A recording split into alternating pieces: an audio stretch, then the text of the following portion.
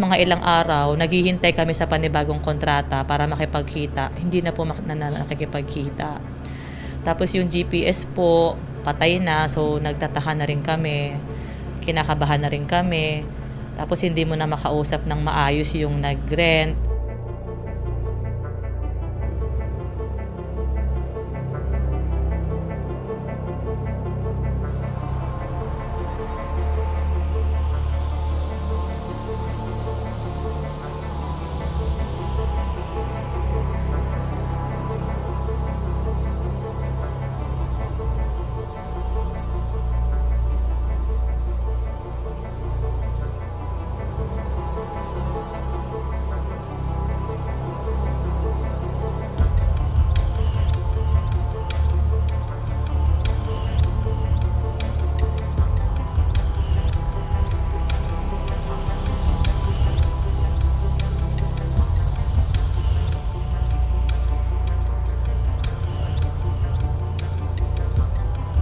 Ibibigay nila itong masakyan na ito sa mga agent nila.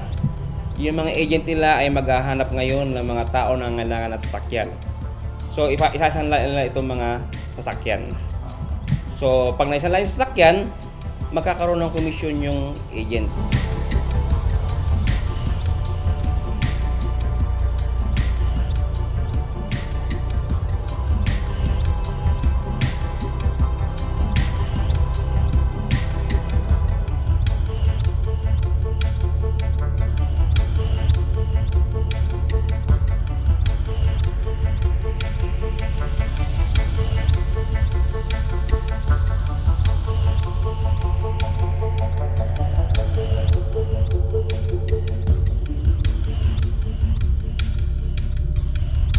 Nadamay lang po ako, sir.